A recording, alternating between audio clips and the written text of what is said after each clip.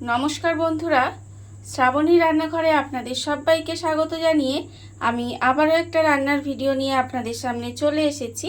আজকের আমি আপনাদের এমন একটা রেসিপি বানিয়ে দেখাবো যেটা থাকলে কিন্তু আর কোনো কিছুই লাগবে না।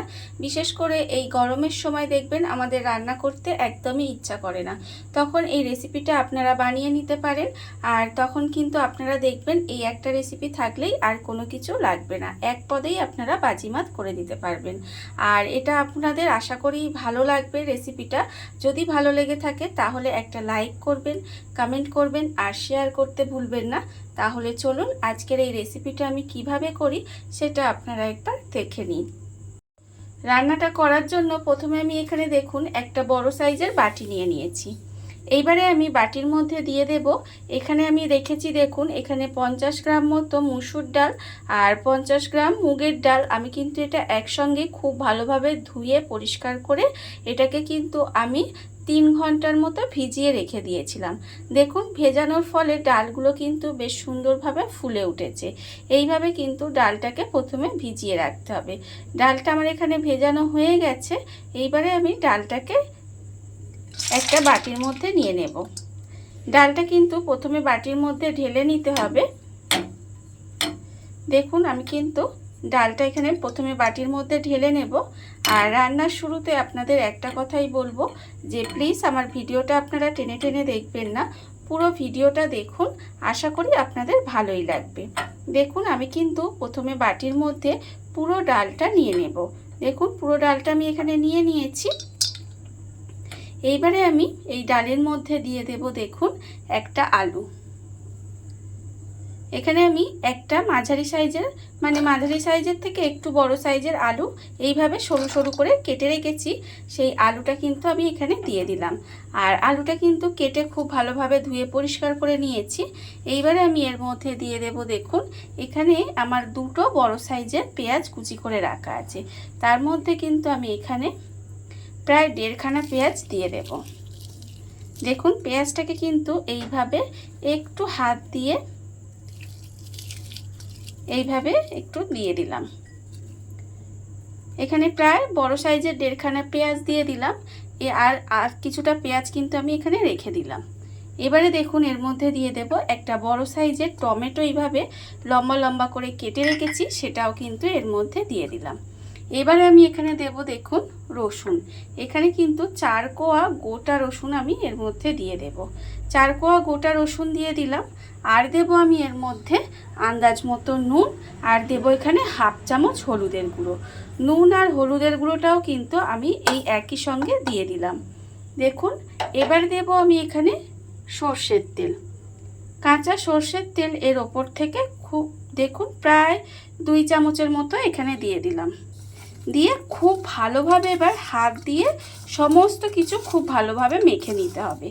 আর আমি আগেই বলেছি যখন রান্না করতে ইচ্ছা করবে না তখন কিন্তু এই রেসিপিটা আপনারা খুব সহজেই বানিয়ে নিতে পারবেন।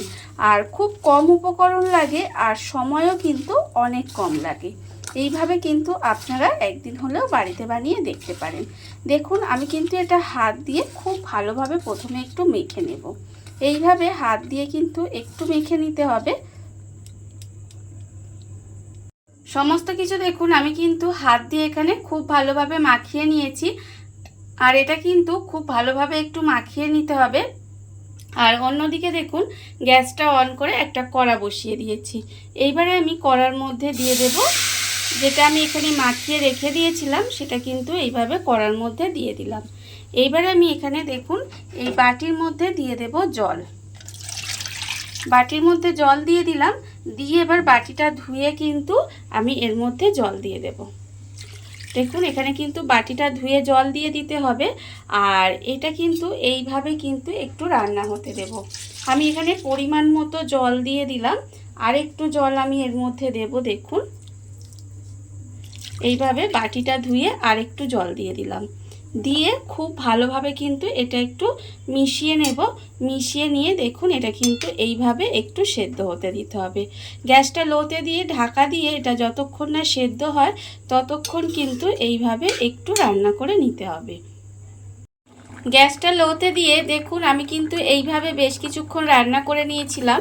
এর ফলে দেখুন ডাল কিন্তু আমার একেবারে সেদ্ধ হয়ে গেছে, আলুও সেদ্ধ হয়ে গেছে, সমস্ত কিছু কিন্তু এখানে দেখুন খুব ভালোভাবে সেদ্ধ হয়ে গেছে।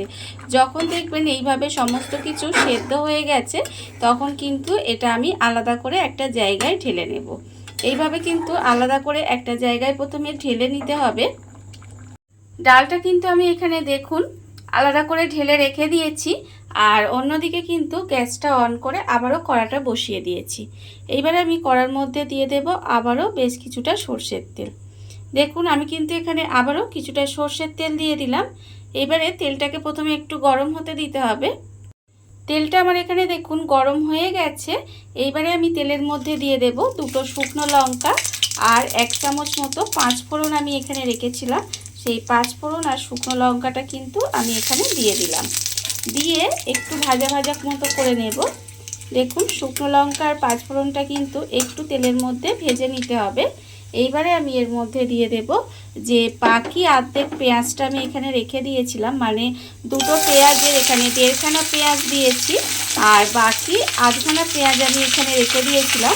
সেই পেঁয়াজটা কিন্তু আমি এখানে দিয়ে দিলাম।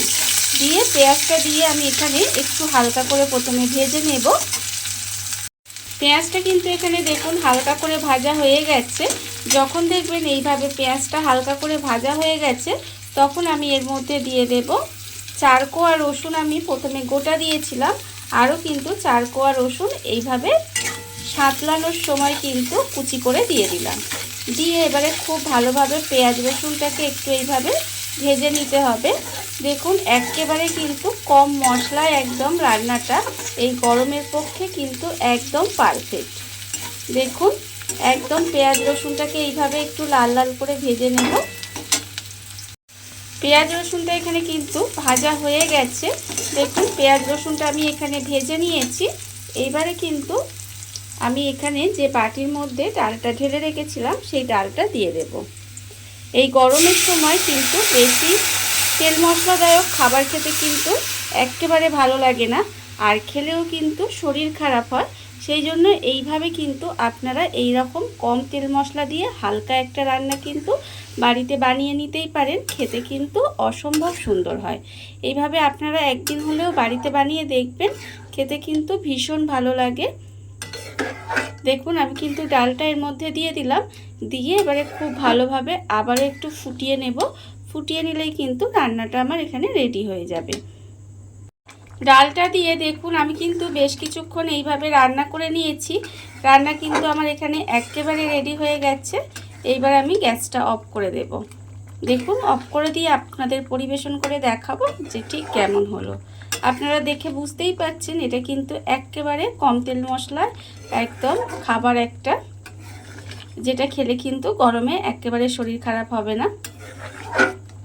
দেখুন রান্না আমার রেডি হয়ে গেছে। এবার আমি গ্যাসটা অফ করে দেব এবং আপনাদের পরিবেশন করে দেখাবো ঠিক কেমন হলো। দেখুন বন্ধুরা, বাড়িতে থাকা কত অল্প উপকরণে কত অল্প সময় কত সুন্দর একটা এক পদের রেসিপি তৈরি হয়ে গেছে, আপনারা দেখতেই পেলেন।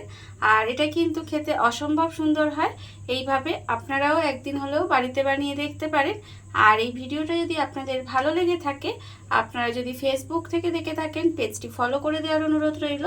আর যদি ইউটিউব থেকে দেখে থাকেন চ্যানেলটি সাবস্ক্রাইব করে নেওয়ার অনুরোধ রইল। তাহলে চলুন ভিডিওটা আমি এখানেই শেষ করছি। আপনারা সবাই ভালো থাকবেন, সুস্থ থাকবেন। আবারও হাজির হব নতুন কোনো রান্না নিয়ে।